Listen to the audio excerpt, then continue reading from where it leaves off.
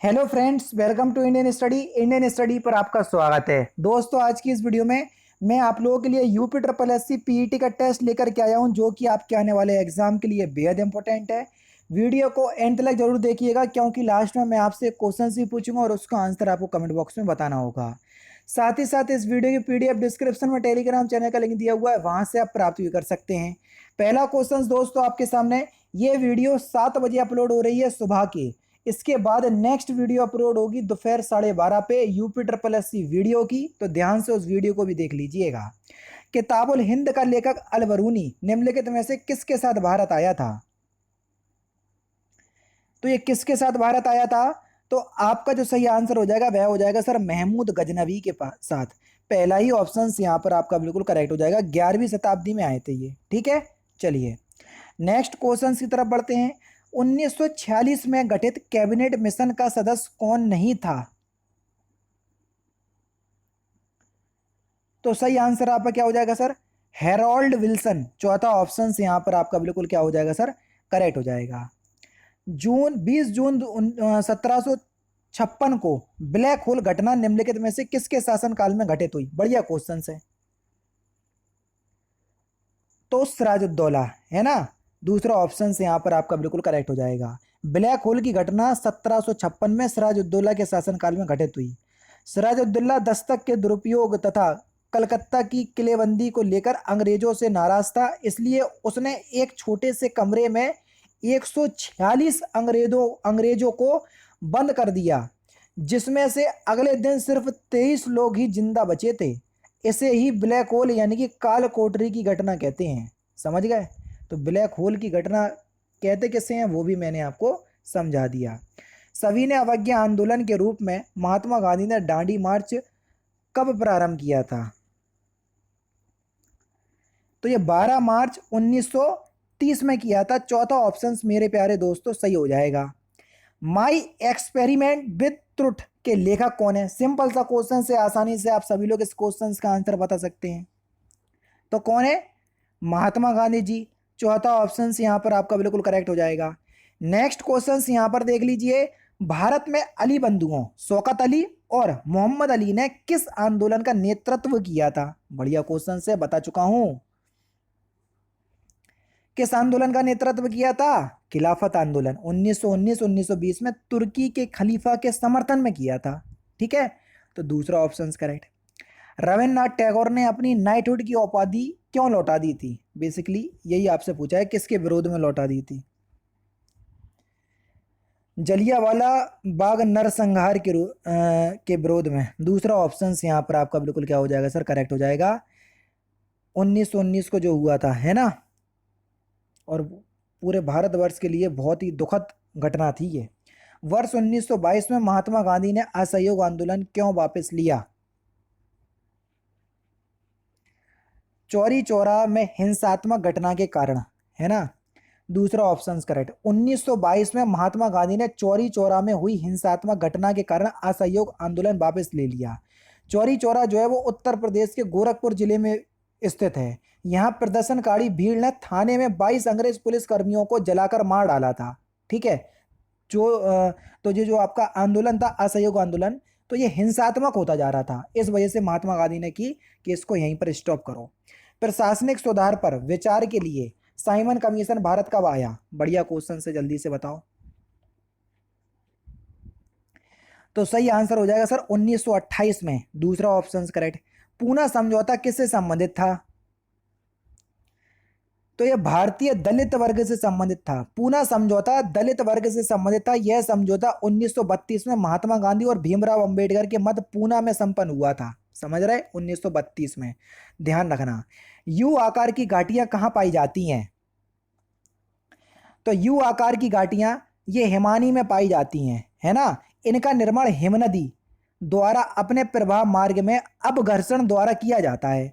तीसरा ऑप्शन बिल्कुल करेक्ट। कर्क रेखा निम्नलिखित में से किस राज्य से होकर नहीं गुजरती? कर्क रेखा 8 राज्यों से होकर गुजरती है। इसकी एक ट्रिक भी है। गरम छत झाड़ पर मित्र। गा से हो गया गुजरात, रा से हो गया राजस्थान, मां से हो गया मध्य प्रदेश। तो गरम छत, छा से छत्तीसगढ़, झाड़, झाड़ से झारखंड, पर पा से पश्चिम बंगाल, मित्र माँ से मिजोरम और त्रा से त्रिपुरा। तो ये 8 राज्यों से होकर गुजरती। तो आपने पूरे में किसका, मणिपुर का नाम नहीं सुना होगा। तो चौथा ऑप्शन करेक्ट हो जाएगा। 8 राज्य मैंने आपको बता दिए। भारत के उत्तरी मैदान में किस मिट्टी का विस्तार सर्वाधिक होता है? पूरे भारतवर्ष में सबसे ज्यादा जलोढ़ मिट्टी पाई जाती है, तो उत्तरी मैदान में भी सबसे ज्यादा विस्तार जो है वो जलोढ़ मिट्टी का ही है। तीसरा ऑप्शन करेक्ट। बेंगुला धारा किस महासागर की शीतल यानी कि ठंडी जलधारा है? जलधारा नहीं, सॉरी, धारा है। तो ये दक्षिण अटलांटिक महासागर की है। पहला ही ऑप्शन यहाँ पर आपका बिल्कुल करेक्ट हो जाएगा। ठीक है, चलिए, ये एक ठंडी जलधारा है। जलधारा जलधारा बार बार बोल रहा हूँ, ठंडी जलधारा ही है ये। ठीक है, नेक्स्ट क्वेश्चन, निम्नलिखित में से कौन सा स्थान भूमध्य रेखा के सर्वाधिक निकट है? बढ़िया क्वेश्चन से, जल्दी बताओ। भूमध्य रेखा के सर्वाधिक निकट कौन है? इंदिरा पॉइंट है ना। और इंदिरा पॉइंट ही भारत का दक्षिणतम बिंदु भी है, और ये ग्रेट निकोबार द्वीप में स्थित है। ये भी याद कर लो। थोड़े फैक्ट इसलिए बताता जाता हूं क्योंकि कभी कभी डायरेक्ट क्वेश्चंस ना पूछ के उसके आसपास का पूछ लेते, तो वो भी नॉलेज आपको पता होना चाहिए। और आप लोगों को ऐसे पढ़ने में ही मजा आ रहा है तो ऐसे ही पढ़ो, और अच्छी भी बात है।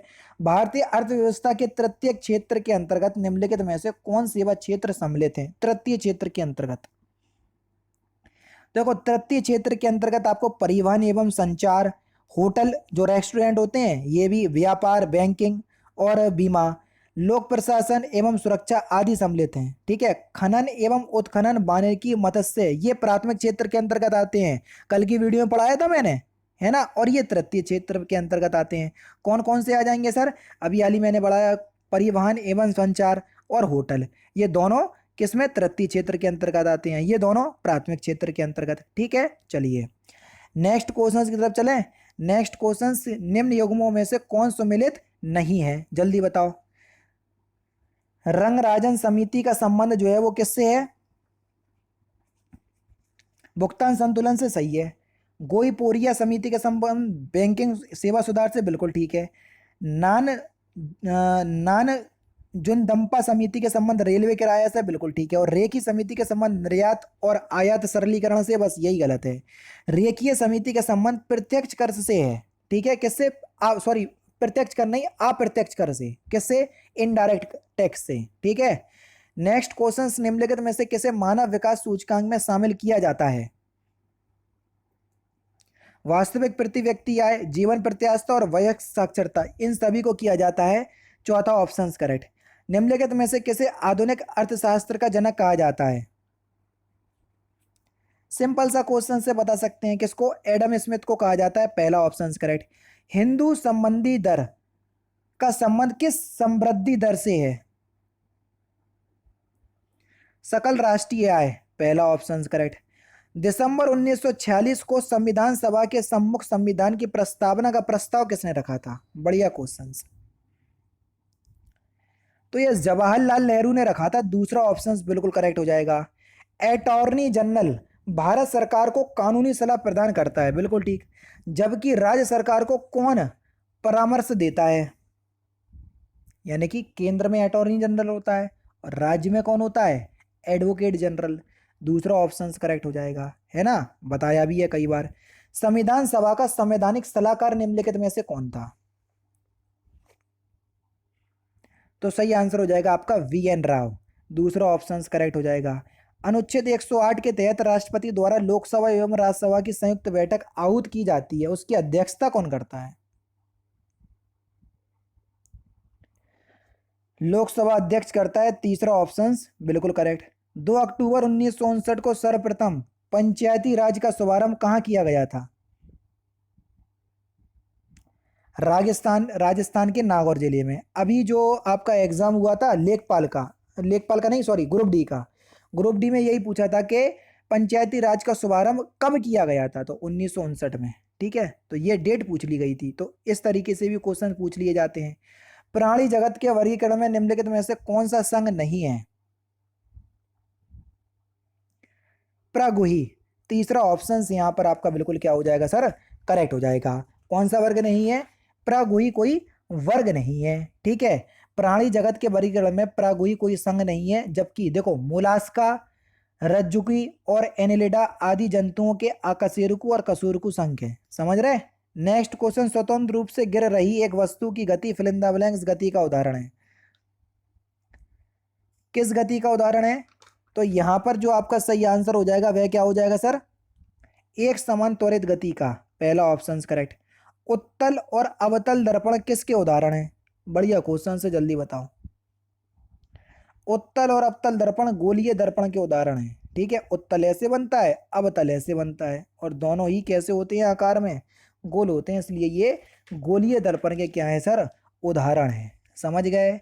आगे बढ़े। चलिए नेक्स्ट क्वेश्चन, दाब का एसआई मात्रक क्या है? बढ़िया क्वेश्चन। तो सही आंसर हो जाएगा पास्कल। तीसरा ऑप्शन करेक्ट। निम्नलिखित में से क्या सबसे अधिक संपीड्य है? जल्दी बताइए। तो सही आंसर हो जाएगा गैस, जो सबसे ज्यादा फैल सकता है, गैस। तीसरा ऑप्शन करेक्ट। लाला का अनलिंग या स्त्रीलिंग शब्द क्या होगा? लाला का। जैसे पंडित का पंडिताइन, ठाकुर का ठकुराइन, इसी प्रकार के लाला का ललाइन होता है। क्या होता है? ललाइन। और कई लोग ए ऑप्शन सोच रहे होंगे, तो वो गलत है, बी ऑप्शन होगा। विलोम शब्द योग में कौन सा सही नहीं है? मिश्रण का विलोम शब्द यहाँ पर कोमल दे रहे हैं। ठीक है भैया, मिश्रण का विलोम शब्द बस यही तो ठीक ही नहीं है, क्योंकि मिश्रण और कोमल ये दोनों एक दूसरे के पर्यायवाची शब्द हैं, ना कि विलोम शब्द। बाकी सभी सही सही दिए हुए हैं। ठीक है।